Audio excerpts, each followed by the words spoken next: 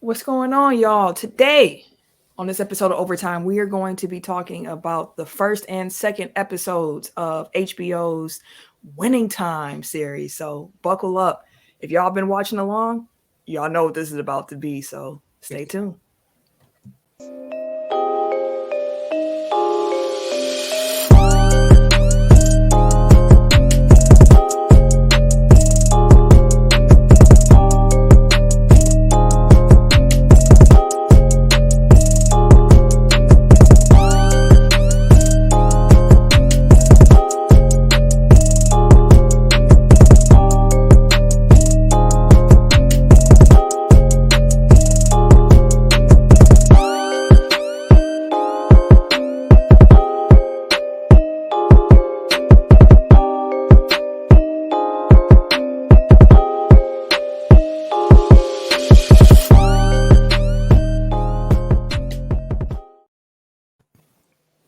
Yes, sir. That shit.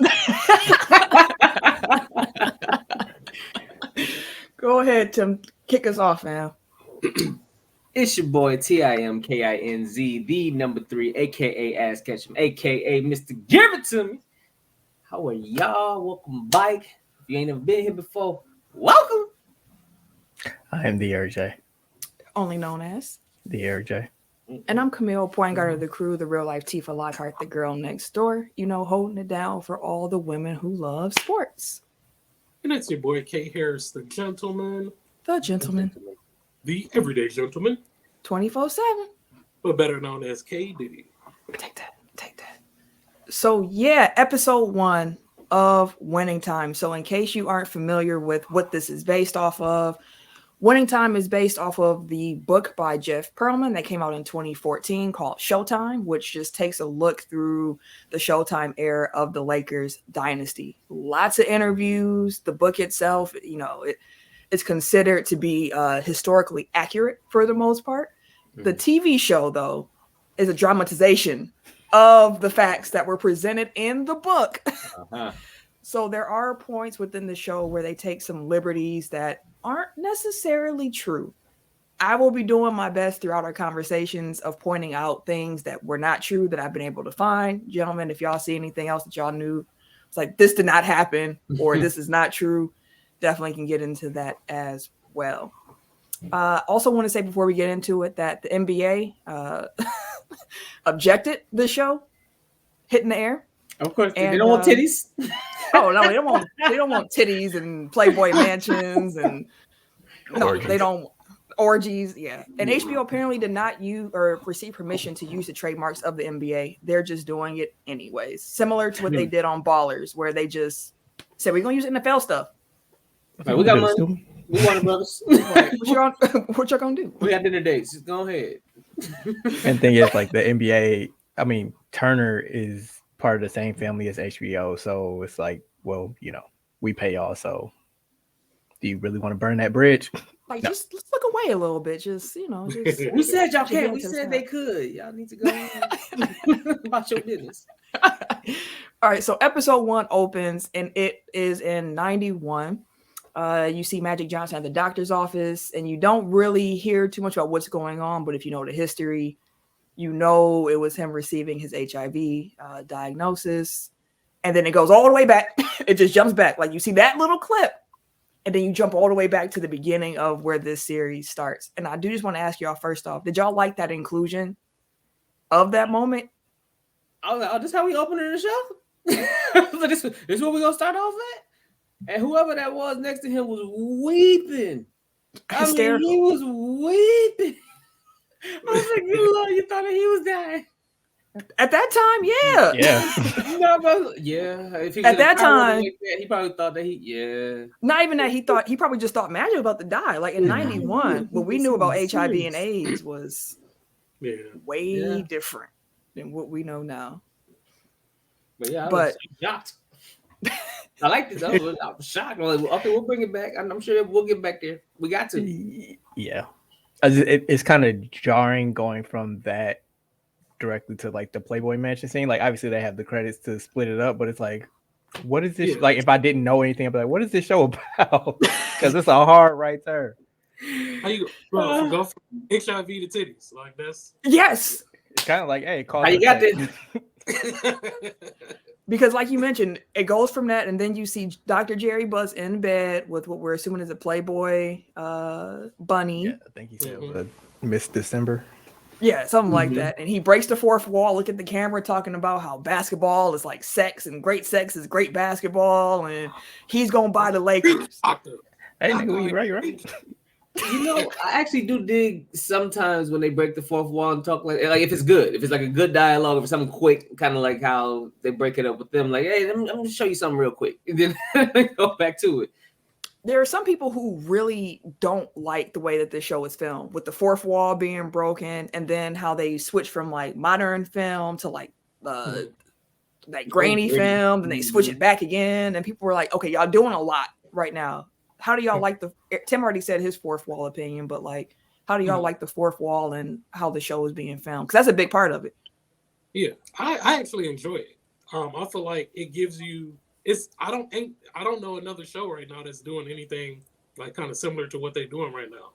So I feel like it's dope. It makes me more engaged. It makes it more entertaining for me personally, like watching it this way.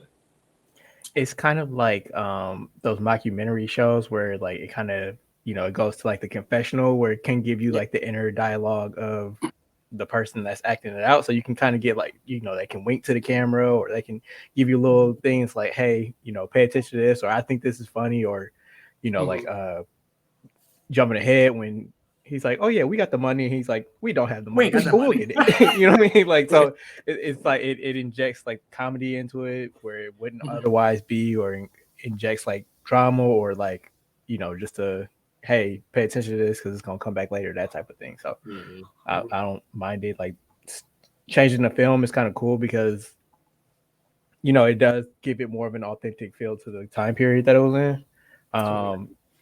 And I think that it would be annoying if that was the entire series, but like splicing it in every once in a while, like it's like, oh, cool. It also makes me feel like I'm on drugs when I watch it. And I think that's part of, no, like for real, because it's so jarring. Like you watching it in one way, then your whole vision change and it's something else. And it's something, I'm like, okay, are y'all trying to make me feel like it's the cocaine NBA? Which it is, but like it makes me feel like it's that time period a little bit more, just knowing like NBA history and whatnot. And also, that's a fact check. Dr. Jerry Buss was well known at the Playboy Mansion, so none of that is fabricated. Like he was known for being a playboy. He got a residency. Dr. Buss. Dr. Buss. He took Magic to the mansion when Magic was like 19. Mm-hmm. Again, cause and effect. Oh man. But yeah, Dr. Buss is, talking about how he plans to buy the team, and it would be $67.5 million for him to buy the team and the forum, and I think the Kings were in that too, the hockey team, not Sacramento. 65. I did some math because I'm always curious with inflation. 65.7 mil is about $264 million now. Still a deal of what he was able to get for the Lakers. So, like Eric mentioned, he was talking about how he still needs to get 15 and some change $1 million to get the team. I ain't got it, but I'll figure it out.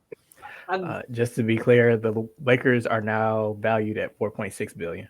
See? Yeah, I always laughed about that time period because it was always interesting with what you could have gotten with just like Coke and a smile type shit.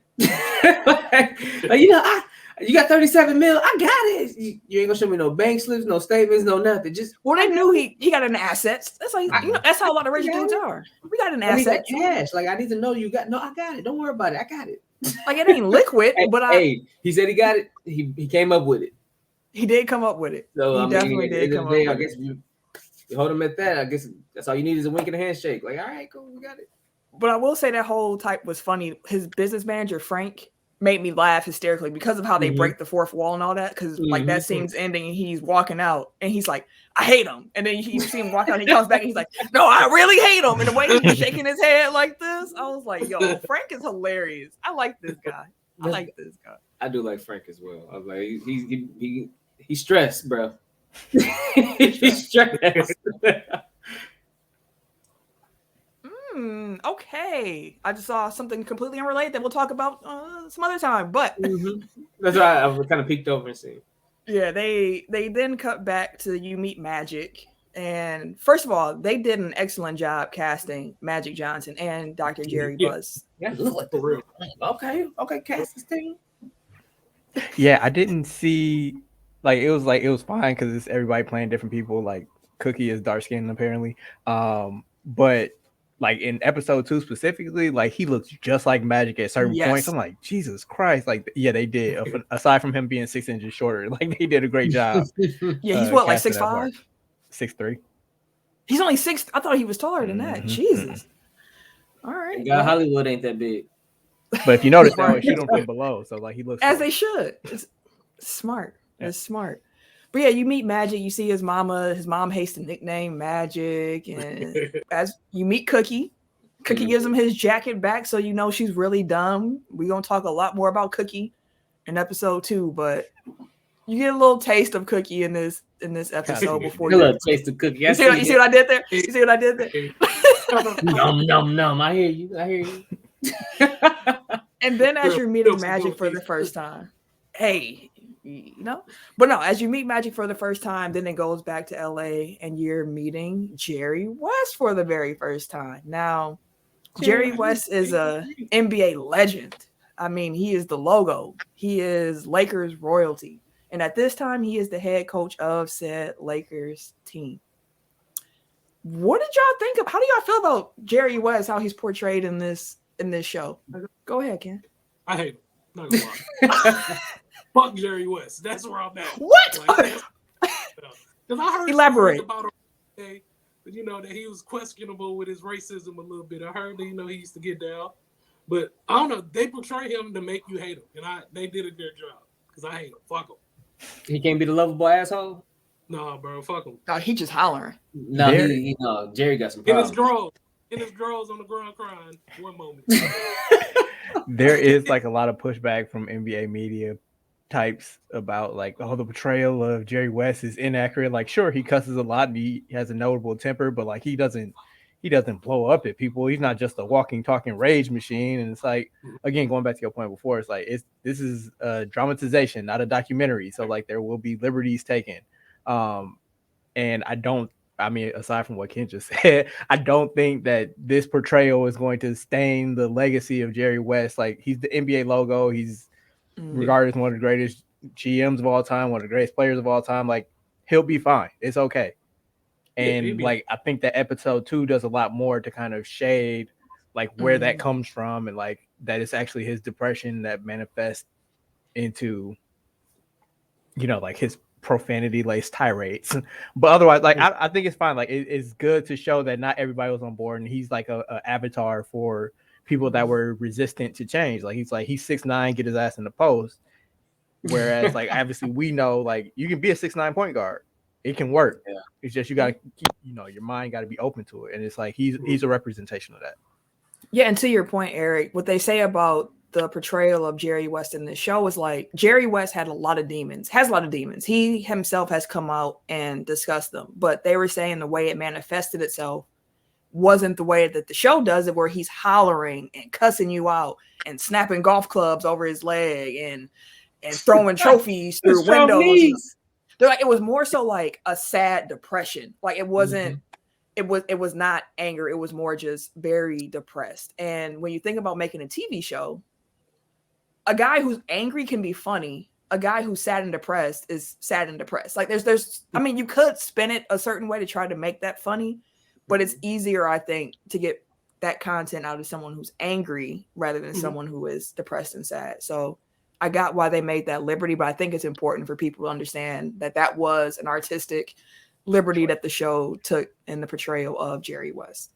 And I do just find it interesting, like he wanted Sidney Moncrief, and it's like, as a counterfactual, I'm like, that would be interesting, because like I think that Sidney Moncrief is underrated, like universally around the NBA. Like obviously he's not Magic Johnson, but I do wonder if he played in LA with Kareem, like would he be looked at differently? Just like even if his career played out completely the same, like would he be looked at differently, like historically? Because like he was a great player he was just hitting in Milwaukee for 10 years. Like, and injured some of those years. But so I do wonder, like if they had gone that path, like what, how things would have been different for Sydney and obviously for the Lakers and Bucks.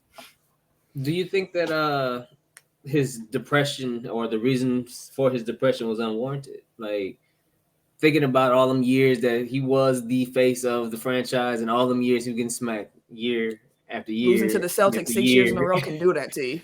Like, good. They're red over there talking big shit to like. It's like, yeah, that can really send you down the spiral. Now you're the coach, and as the coach, you can't get him over the hump either. Like, I think, and again, like we're jumping ahead to episode 2, but I think that it goes back further than that, and like that's just who he is, and like the losing didn't help. It amplified. I think. Right. I think it amplified a lot of what he had in him, because I was doing a lot of Jerry West Googles, and yeah, people like he is a gentleman for sure. Like he is somebody who you could approach and whatnot, but he just battled so many personal demons where he didn't think he was good enough. And again, like you mentioned, Tim, getting beat by the Celtics 6 times in a row, and the way they showed it in the show, I was just like, sheesh, just like loses again, Celtics again. Hey, Mr. MVP, you lost again. Like, it'd have been worse if it was Twitter around, but they pretty much was at that time. I do want to say about around the world, Norm Nixon. When we got introduced by to his Norm, son, by the way. Yes, played by his. Oh, that's him for real? Son. That's his son. Okay. I was like, oh, this dude funny. He the nail shop getting, and the way he got pieced in the nail shop, I was dying. They pieced him. I mean, we thought she was the mailman. She wouldn't let up. I was like, how you gonna let her light you up while you getting your toes done? Well, clean up. You couldn't even get out fast enough because you gotta let your feet dry. Meanwhile, she lighting him up all the way out the door. If she would have get her hair half done, she would have kept rolling, bro. And then they laughed at him as he walked out the door. Like, it was literally the moment until he left. He got pieced. I've been there. I got ripped out the door before. I've been there. Followed out the door, out the apartment, down the hall, out the elevator. If it wasn't 2 floors, it'd have been out the building. He's not exaggerating. He's felt what Norm felt in that scene before. Oh, that shit. All you could do was laugh. All I could do was laugh. I was like, I look back. Oh, they still going. Walk outside. Oh, they look upstairs. Leaning over the banister, yelling ribs over the banister. Why somebody holding the door open? Okay, so that was wild. Norm Nixon. He was somebody who I was not that familiar with, just because I'm not a big Lakers fan like that or anything like that. So I was texting my uncles like, "Yo, what's the word on Norm Nixon? Like, y'all was there, y'all watched him. What's the deal?" I was like, he was legit. He was an all-star. My uncle Michael said that he would compare him to somebody like a CJ McCollum in today's game, where it was like he got you, but like he was good. He was an all-star type of guy, and he just wasn't Magic Johnson. So that is what it is. So they had this one-on-one game in this first episode, which did not happen. This is for TV. At Donald Sterling's place, which I was like, that's an interesting nugget to throw in there. Yeah, that was dope. Donald Sterling was worst Donald of his era. That's what they had. Hey, that's what they put. They did. They had him. They had the racism just dialed up from the beginning. Oh, you got a big one. You got a big one, don't you? Nice and strong. The goddamn let's go. Big one. Yeah, Blake Griffin has confirmed that was the case. Like at those white parties, like he would come and like just, like put his Negroes on display, basically. Like, or like he would bring women or people into the locker room and be like, "Oh yes, look at my big strong athletes." So yeah, wow, that's crazy. That that game might not have necessarily happened, but that is an accurate representation of Donald Sterling that they portrayed. I will say also that Jerry Buss and Donald Sterling were friends, and he did not want people to know that. That's a fact. the way he like slow walked him into that one-on-one though I was like, oh, you smooth. It was smooth. I mean, he ain't even realize he was slowly talking them, walking them, removing the fur. I liked that they did that. I liked it. I thought that was a good scene for TV where I'm like, I know Magic probably at home in real life like that nigga Norm could never have done such a thing. He would never. He would never. I would have cut Norm up. But hey, that is what it is. But speaking of racism, I do want to go back to the dinner that Magic had with his dad and Dr. Buzz, and then who was the old owner? Jack Kent Cook. Yeah. Kent Cook. I looked him up too because I wanted to see how much he had to pay in that divorce settlement, but we'll get there. Yeah, I wrote a note to myself and I just typed down Jack was operating on a different level of racism. Thoroughbred based on how they eat. Wouldn't call Kareem, and then the boy comment. And I was like, that's 3 strikes you out, buddy. That's a lot of racism in a very short scene. Yeah, I was listening to the companion podcast that they have on like HBO produced a podcast, and Adam McKay, who's the director of this, he directed like The Big Short and Step Brothers and Anchorman. Like he's directed a bunch of stuff like throughout his years. He was saying like it never occurred to him like to portray racism that way. Like he usually thinks like, you know, be obvious. But like he had black writers in the room and he was saying that they kind of explained to him like racism isn't just like a series of events. It's like a constant thing that you experience like throughout the entire day. And it's like these small microaggressions that you don't like that other people wouldn't necessarily pick up on. But he was like that was why he chose to portray it that way. He's like, that was like one of the smartest things that we ever did or something like that. So yeah, because I heard it like the dog whistle, quote unquote. Like, yeah, definitely picked that up. Or like his way of trying to relate to Magic's dad was like, oh, you work for Chrysler, like I'm buying the Chrysler building. Like he owns it. I definitely was like, so, hey, like he's working from him to me. Like, like that's cool, right? And sand dabs. And enjoy the dabs. We all had the same face as Pops, like, fuck. Like, that shit ain't funny. Well, where's the joke at? Yeah, so that apparently that lunch scene, a version of that did happen in real life. Dr. Bus was not there though, but in that dinner, that's when they negotiated his salary because Magic did say like, I want 600. And then they were like, we just gave Kareem 650. We can't do that. We can give you 4. And Magic said, I'll go back to school. That was real. I'll go back to school for this. What was not real was Magic questioning himself after losing a one-on-one game against Norm. Like Magic was always going to go pro. The only way that Magic was not going to go pro was if Chicago would have won that coin toss. Because he said I would have went back to school if Chicago would have won. Was not trying to play in Chicago. But everything, like the gist of that, you know, it was real. But the episode's starting to wrap up. You see Dr. Buzz trying to go in and close the deal with Mr. Kent Cook. And I love the Swan analogy. I was like, I'm gonna have to think about that just in my own life where you seem cool, but under the surface, me either. And under the surface, them little legs was just hard as hell. They were going, but I mean, I'm glad Dr. Bus was able to smooth talk him and be like, hey, that divorce you got, you want to pay up like 42 mil? You don't, come on, man. If you do this in cash, you want to pay some taxes on this. Just take these assets and give me the team. And he did. And by the way, $42 million in 79 is equivalent to about $164 million now. So it's a lot of money. He's also married 5 times. So it's kind of, you keep making the same mistake. That's on you. I think this was his first marriage, divorce. But anyways, what were you saying? I wonder how many people who watch this show now going to be calling themselves swans and shit on social media. But you know it. You know it's gonna be an Instagram quote. It's gonna be some Snapchat video. Something gonna be. Yeah, I'm out here looking all graceful like the swan. While meanwhile, I'm paddling hard as hell for my life. You don't even know what's going on. While they in Greece on a boat, floating in a yacht and stuff. Like, bro, what about this? Okay. I'm just curious how many swans is gonna show up.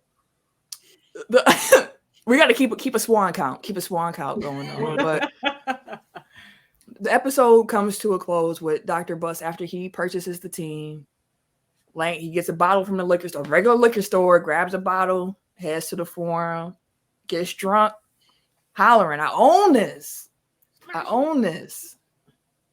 That's real. That's apparently he really did that. That's in the book. Like he got drunk in the forum because he owned it. So that was what it was. And also that walk that Magic does through the stadium where he just kind of like figures out he wants to play, which again was for TV. He did do that walk through where he ended up on the court kind of shooting around, but it was after he was already drafted. It was like after his press conference. Mm-hmm. He just kind of went around and just kind of soaked up that he was about to be a Laker. But I do want to ask y'all this as we close episode 1. Who was y'all star of episode 1? Dr. Bus. Yeah, Dr. Bus for sure. Let me see. Hold on. I think I met. Why you still thinking, you two, why Dr. Bus? He like just the hustler in him. Like this man literally bought a team. Like how you say like, yo, I want to buy this team. You don't even got all the money, bro. But he finessed it and got it. And look where he owned the team. Just him being a hustler and then just watching him maneuver and work. Like I think, yeah, Dr. Bus for sure. Because he's a Swan. Yeah. You know, so the note I got is I think I like Joanne Buss. I think I like her character because he has to call it Joanne. Oh, you're talking his ex-wife? Yeah, his ex-wife. That's your star on the episode, fam? No, I said I have a note. Oh, I was about to say. I like it, but I had to think about it. I'm like, okay. Now I liked her little cameo for a second. Like, if she's more involved in the show later on, I'm pretty sure I'm going to love her character. That's an interesting one. I probably would go with Dr. Bus myself. Yeah, Dr. Bus for sure. Like, it was the showcase between him and Magic. For sure. But all right, that's episode 1. We are going to take a quick break. If you're listening on a TGN app, enjoy a nice ad from people who love and support what we do. If you are watching on YouTube, we just going to keep this rolling. So stay tuned because we're about to cover episode 2 in the next half of this episode. And we're back. Myself, Tim, Eric, and Ken. We are talking about winning time. We covered episode 1 in the first half of this episode of Overtime. And in the second half of Overtime, we are going to be looking at episode 2, which, as we mentioned already, digs a little bit deeper into Jerry West's story and really just kind of talks about the Lakers and what they've been going through since Dr. Butts bought the team as they're getting ready for the season. And also a lot of cookie and a lot of magic in this episode. So episode 2 opens up where you kind of get a peek into Jerry West's upbringing. You see his dad was abusive. His brother's dead body was in the casket in their living room, and he's going outside and shooting the basketball just to kind of escape all the noise. Shooting in the snow to his fingers are bloody. First of all, you have to really want to escape to go outside in the cold and hoop. We all live in Wisconsin here. The 4 of us. When it's cold. Have you ever hooped in like with a wet ball outside? Like I have. But I was just shooting it around. I didn't stay out there that long. Oh no, you gotta have the cloth joint too. I wet ball shooting that motherfucker. I had to go back to the crib. I was like, this is not for me. Y'all have fun outside. I'm about to go play a video game. But then you see that Jerry West did win a title, just not against the Celtics, but he got himself one. And after he won it, he found himself at a bar. And it's a group of mourners who were there, at a funeral. And they thought he was part of the group because of how depressed he looked. He ends up taking down that old girl on a one-night stand. Never thought that I'd see the logo on TV in this way. But hey, here we are. And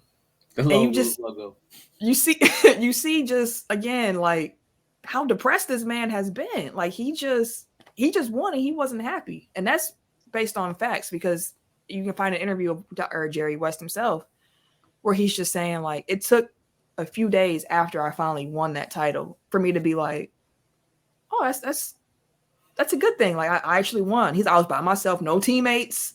Mm-hmm. And I was finally like, okay, that's cool. He's like, but it still didn't feel the same because I didn't beat Boston to get it. And I had already lost 6 times in a row. So tortured soul. like it's not quite to that level with me, but the feeling of like I think Ray Albrecht talks about it later in the episode, but it's like you win it, but then you automatically move on to like, okay, we still got next season. It's like you can like with the Bucks winning last year, it's like I enjoy it, but then like once you're back in the regular season, it's like then you worried about like, okay, this person's injured and they just went on a 5-game losing streak and all this other stuff. It's like you can't even really don't get time to enjoy it because it just everything just keeps going. So like I understand a little bit like where that comes from, and especially like if he's already so beaten down that like he can't even enjoy when he actually does break through. It's again, it's sad, but it kind of colors in like who the character is and why he acts the way that he does. Definitely does. You go from there to seeing, Dr. I keep on calling Dr. Jerry West. Too many it's because they both Jerry's. A lot of Jerry's everywhere. All the Jerry's. So his mama, what did she call him? Jerome. Autumn J. You call him Jerome. What was his real name? Gerald? I think she said Gerald. I think it's what Jerry Buss is Gerald. Yeah. You said Jerome. Jerome. Jerome West. That would have been wild though. Yeah, Jerry West is Jerome. Oh, it is Jerome. Yeah. Don't worry. Jerry Buss is Gerald. So Jerry West's real name is Jerome? Yes. What? Jerome West. How you gonna be that damn racist and you? Just to be clear, Jerome and Tyrone are actually both two white names that black people just kind of took, and white people are like, "What? We'll leave it alone." I just want to ask this because I keep talking about Jerry West being racist. Where was this at, and where are y'all getting this from? Because I didn't see Jerry West being racist in the show. Either. I heard that he was racist, like through the grapevine, This thing you're talking through the grapevine. I just had to ask the question because I was like, I may be mixing up my, I ain't gonna go there, but I may be mixing them up. Go ahead, keep on rolling. Oh, okay. You ain't gotta tell me twice. So you see Jerry West talking with like Bill Sherman and other front office folks about what they're gonna do with the team for the next season. Dr. Buzz comes in and he's pretty much like, "Hey, what y'all need? I got y'all." And they're like, "No, you don't." Especially Jerry West. "I know how this go," angry Jerry. "I know how this go. Y'all say y'all want to win, and then when the time to win, y'all ain't trying to put the money up to win." And then Dr. Buzz is like, "Here go the checkbook. Tell me what you want. Give me. You got a week. In a week, you better tell me what you want, and I'll pay for it." You know what's wild about that? They do that shit like that. That happens in real life too, which is hilarious. Like you get a new boss, you had an old boss. Old boss didn't do nothing. You get a new boss, and people complain to the new boss about the way the old boss did things. And so then you got the new boss like, "All right, what you need? I'm here to help with everything. Don't mean it's gonna last forever, but you can't go to the new boss with the old acting like he's the old boss." And that can be hard when you're used to working a certain way and how businesses ran, and then someone new comes in there like, "Forget everything you knew," and it's like, "That's all I knew. What are you talking about?" Yeah. But yeah, Jerry West did not look happy when Dr. Buzz kind of came in and was like, "You can have whatever you want. Now you're on the spot. Now what? Exactly, because later on you see when Bill Sherman comes to visit him and he's in his depressive mode, like Cam was mentioning, and I think like a guest house and his drawers just curled up on the floor and shit. On the floor. And he's like, "I think you're just scared. Like you finally won't have any excuse to say that you couldn't win because now you have all the tools you want to win." So that was interesting. I thought that was fun too. Yeah. What I loved was when you see Dr. Buzz go to the owners meeting and we finally get to meet a young David Stern. That was dope. Now, we talked about casting. Like, first of all, the actor playing Dr. Buzz was John Riley. John C. Riley. Yeah, John Riley. First of all, I was like, "That's the dude from Step Brothers?" Completely over my head. Which also, Adam McKay and Will Ferrell are now not friends anymore because of this show. Because Will Ferrell and him were real cool, and he thought he was going to be Dr. Buzz. But then Adam McKay hired John C. Riley and then didn't tell Will Ferrell, like, "Yo, I'm going with John." So Will Ferrell found out through the grapevine and was like, "Oh, I thought we were better than this, and now they're not even cool no more." So hopefully this show's at least a hit. Oh, damn. Oh, bro. Like that was kind of sad when I was reading. Yeah, I was like, that's Yeah. Like, And they did so much together too. I didn't even realize it, like Anchorman and Step Brothers and I think all, it's like about 20 plus years of friendship or something like that.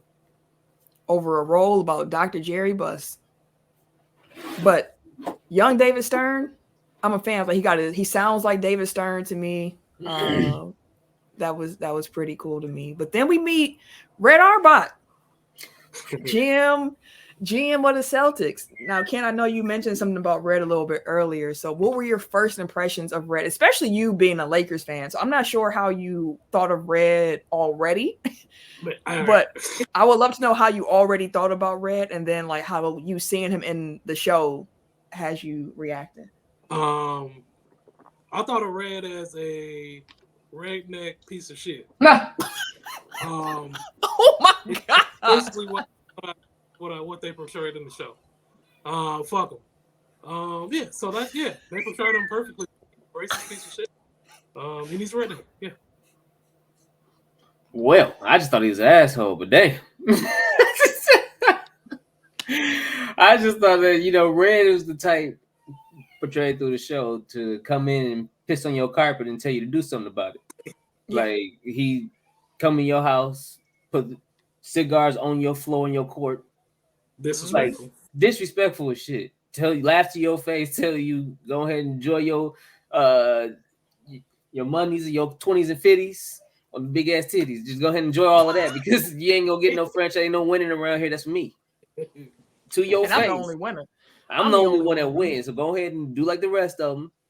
Get your feel, and bounce, bro. Because this is why I'm at.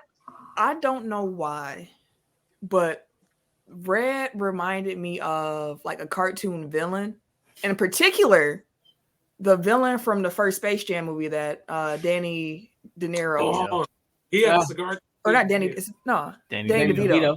The Danny DeVito played. For some reason, that's who. Maybe because when you first see him in Space Jam, he got he's smoking. Yeah, smoking a cigar. Yeah. I'm like, that's just the villain from Space Jam. But Red is stogies. Man. No, he got he be talking big shit and somebody like just roll up on me too. Just all right, this how you get out. I'm just trying to figure out how to just build something so we can make the league look better. What you talking about? Please, it's me. He says mine. Move on. League coming and talking all that nonsense. Like you finna run something. What league? Did you not just see you see how many titles I got? Blowing smoke in his face. Leave. How many times we beat you? Get out of here. I was like, dang, Red. Red was like, Red. Chop him in the throat. Yeah, Red and Dr. Buzz has some moments in this episode. We can keep talking about Red because he comes back, him and Dr. Buzz do dinner, and Dr. Buzz is trying to like wow him and takes him through the back way to get to the table, and there's all the women at the table. He's like, we can see them later. That's dessert. You know what I'm talking about, Red, and this and that. And they sit down, and Red's like, I'm not impressed. Does this really work for other people? Get them to think with the other hand instead of this one? Is that what you do? That's not going to work on me because all I care about is winning championships. And he dressed Dr. Buzz down at that table. I was like, sheesh. But then you see Magic. You know, he had a barbecue. He's trying to buy his mama, get his mama a tub. And I'm going. Mama was not going. I do look forward to talking about that. But first, you kind of just see him walking around the barbecue or whatever, and everybody's showing him mad love, except for his mama. And then when he showed his mama the tub, her reaction is just kind of like, this, I don't want this. I can't believe you did this to me. But then later on, you see her talking to her friends like, boy, guess what she got? Guess what my son got me? A tub? Like the one you see them white women with on TV. I was like, wow. Like, what were y'all reactions to the relationship that Magic has with his mom? Because it's interesting seeing Magic being able to charm everyone except for his mom. And then, you know, his mom and his dad have a conversation later about Magic. But what were y'all initial thoughts with his mom? It's kind of wrapped into that conversation between Irvin Sr. and Mrs. Johnson. I don't remember what her first name was. But I do think that it, you know, like as a parent, like, you know, your kid, so like, you know, like what what they're trying to do and like what he's using other things to kind of get her on his side because he knows that he's not doing what she wants him to do. Going back to school. But at the same time, I do think that like for him as a son, like it feels like, damn, nothing I do is ever good enough for you. So like they're not starting from the same place anyway. Mm-hmm. So like it's gonna always lead to kind of confrontation. But like without getting to that conversation, like I do think it is too much similarity between the two, and that's what creates the friction between Magic and his mom. Mm-hmm. Mm-hmm.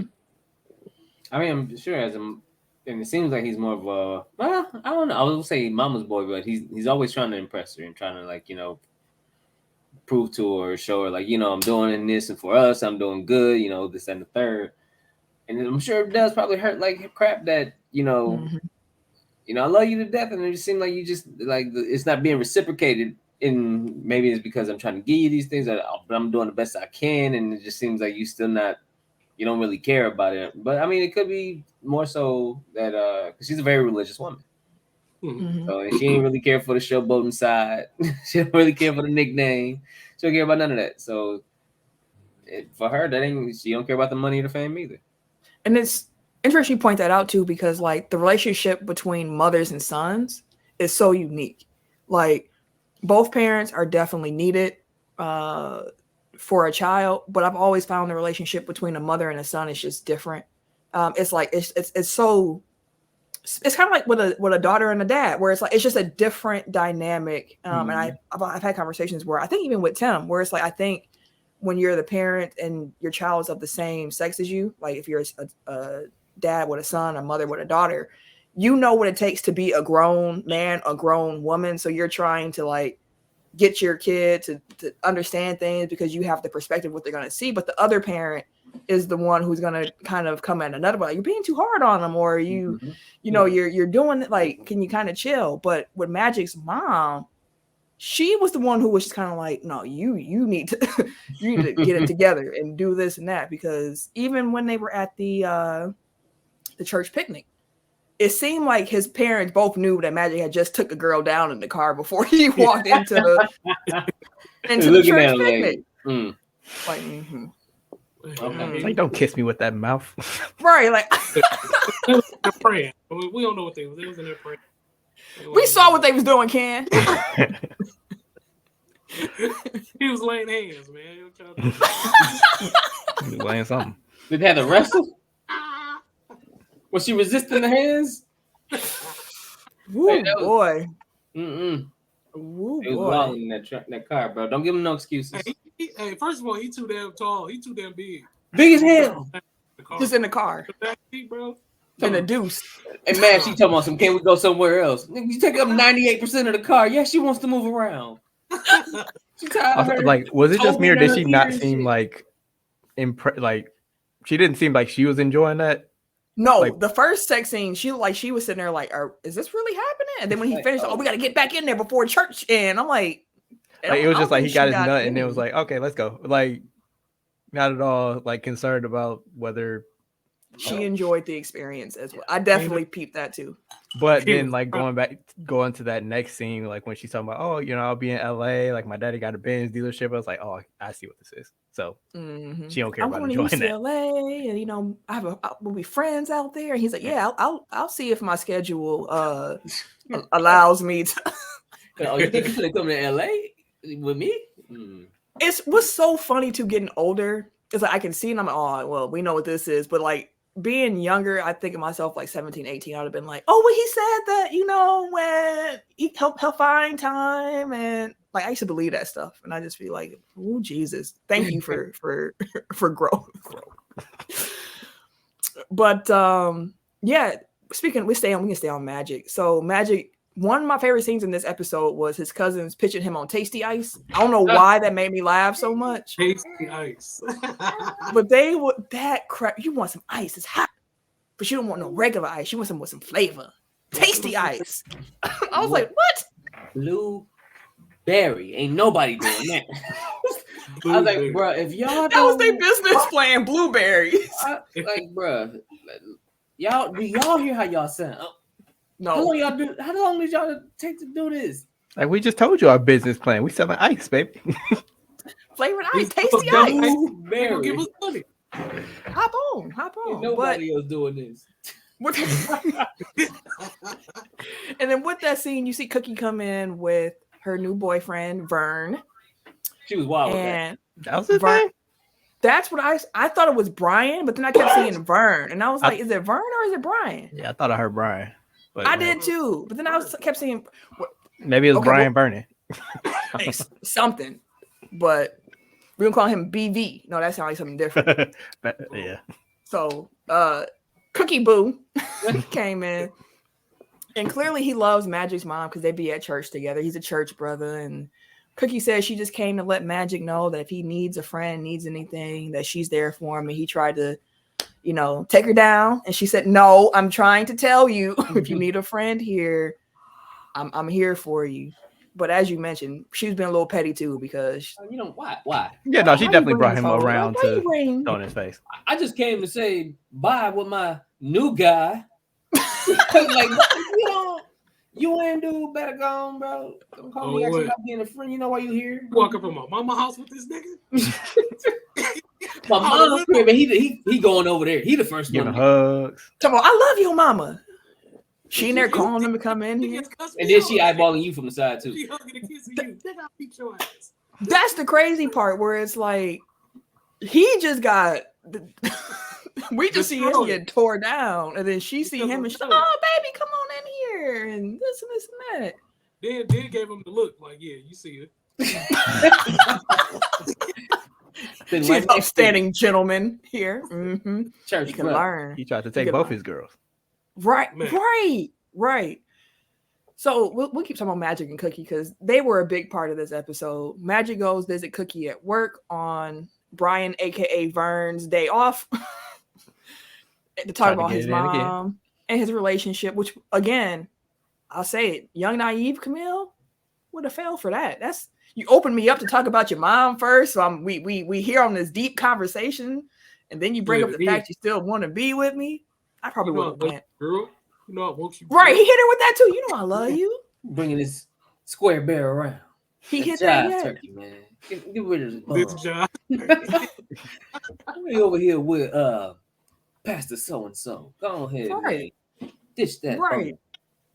And then we talked about the chick in the car because it was two different car scenes in this episode. But like the second car scene, she's like, "I think you're thinking about Cookie," and he's like, "I ain't thinking about no Cookie. She need to be thinking about me." Then the very next scene, he pulled up to a basketball game where Brian, aka Vern, hooping, Minding his business.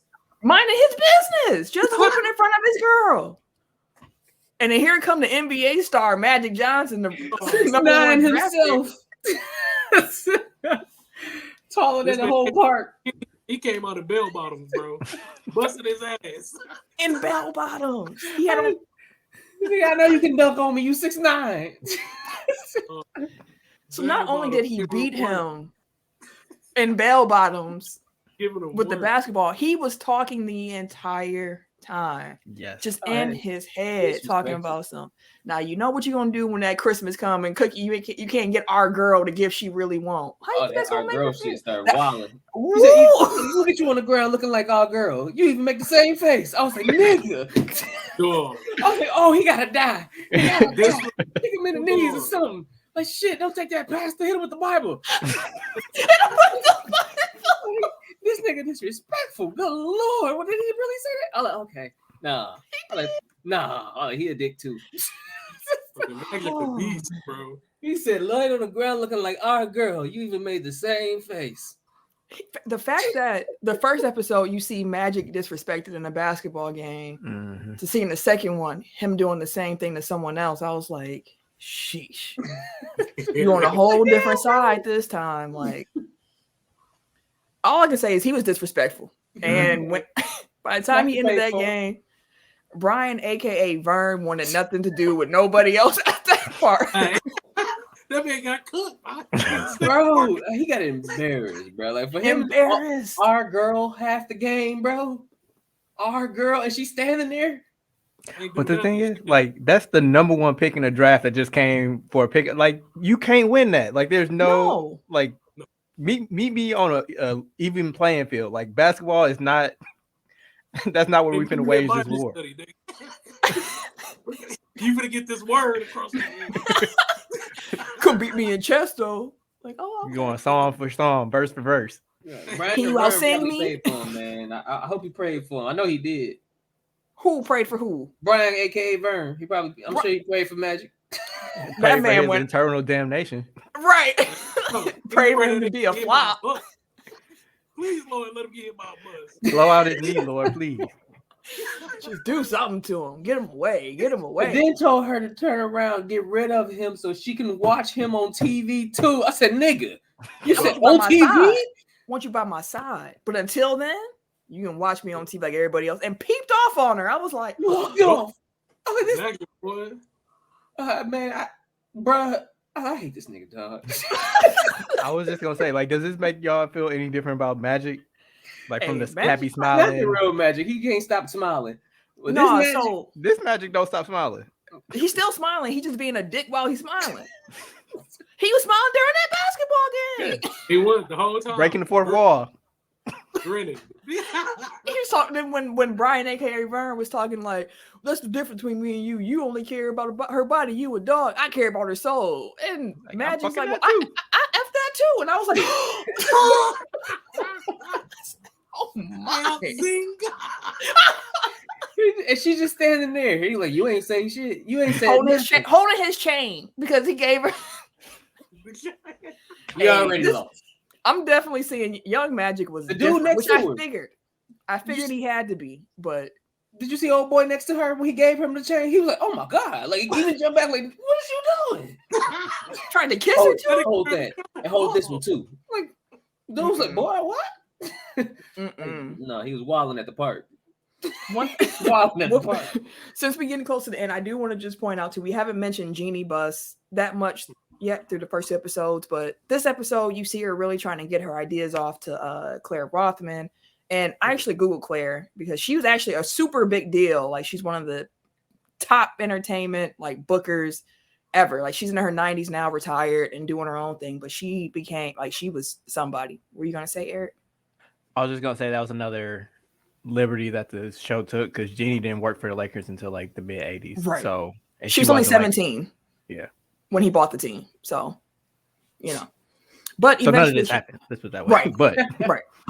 But in the show, she eventually gets her ideas, which sets the scene for her becoming what we know she can be. And we already talked about Red and all that, but I do want to just say the balloons in the rafters that Red mentioned at the end, that was real. And that was also part of why they wanted to win. And they did win the 69 finals. So that was all real. But real quick, we got like a minute before we got to hit our intro. So who was y'all star of this episode?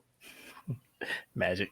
Magic. Man. I didn't like Magic in this episode. You My ain't star- gotta like him. He was still a star. Yeah, he definitely was showing his ass. This whole episode, he put his foot on the gas and then put a brick around that mug Love and it. tied that bit to the pedal. No brakes. I love it. Like, He was shit. definitely, he pushed it.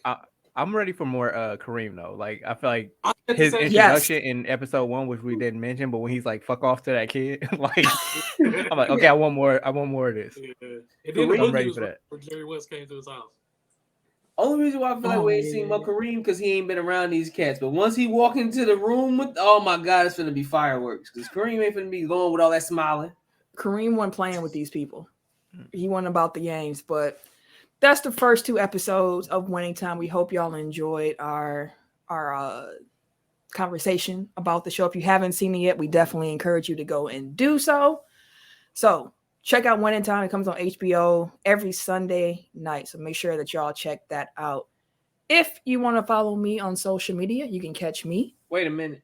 on Twitter, Instagram, and these PSN 2K streets at Camille Monet, CAMILLEMONAE, because Your mom is fancy. thank you, sir. Yeah, Bucks Burner on Twitter. That's all you get. Yep. Everyday_gentleman on Instagram. K Harris 216 on Twitter and Snapchat. And it's your boy TIMKINZ, the number 3, aka as Catch Me, aka Mr. Give It To Me. Y'all did bit. Hey y'all, don't y'all be like Magic out there with Vern, y'all be outstanding Bro. people out here in these streets. Shot his big ass. Peace out, y'all. We hope y'all enjoyed.